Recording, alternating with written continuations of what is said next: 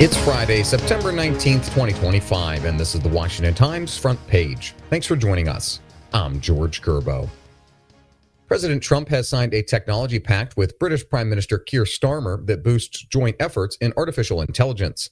Jeff Murdoch, Kerry Pickett, and Tom Howell report the technology prosperity deal was struck on the second day of Trump's state visit, hosted by King Charles and the royal family. Several major tech companies, including Microsoft, will be involved in the deal, which pledged about $42 billion in British investment.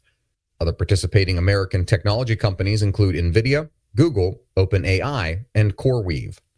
Under the partnership, U.S. companies will boost British AI infrastructure with investments in data centers, computer chip manufacturing, and other projects. Washington, D.C.'s three top elected officials told Congress that local efforts, not federal interventions from Congress or the White House, deserve the credit for a drop in crime.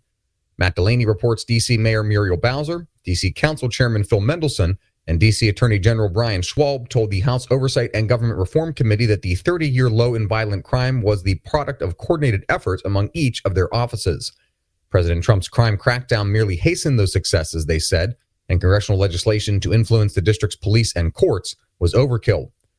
10 D.C.-focused crime bills have not yet come up for a vote in the House. Complaints from parents, teachers, and school boards have driven superintendents out of urban public school districts at an increased rate. Sean Salai reports federal data gathered by the ILO Group consulting firm shows that 23% of the largest K-12 school districts experienced leadership changes over the past year. That's 114 departures out of 500 districts among roughly 13,000 districts nationwide. Departures rose from 20% of large districts in 2023 and from a pre-pandemic average of 14% to 16% annually. Cities such as New York, Chicago, and Las Vegas were among those scrambling to fill sudden vacancies.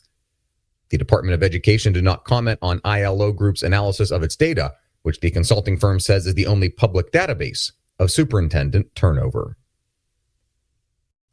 An assassination simulator appeared on the children's online gaming site Roblox shortly after the killing of conservative activist Charlie Kirk. Susan Ferricchio reports the company quickly pulled down the game and more than 100 other user-created experiences on the platform related to Kirk's death that company officials said violated their content rules.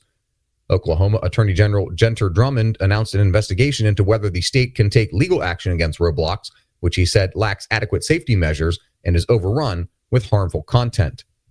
In April, Roblox banned a swath of games that critics said generated sexually explicit content, including house hangout games that became hubs of simulated sexual activity. The opinions of federal judges against guns have drawn criticism from Second Amendment groups. Stephen Dinan reports Judge James Robart said, "In my experience, a gun is an invitation to get into trouble while sentencing a repeat felon to 54 months in prison for possessing a firearm." Judge Anna Reyes also talked up a hypothetical, putting herself in the role of chief of police, but then quickly said it would never happen due to an apprehension around firearms. And finally, a controversy is brewing between the U.S. and its Western allies over the sense that the U.S. is asking Europe to take a backseat on leadership and defense in the Pacific.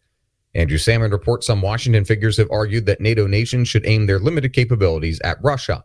But growing global skepticism about America First policies has some Indo-Pacific countries joining with Europe on defense partnerships and arms deals.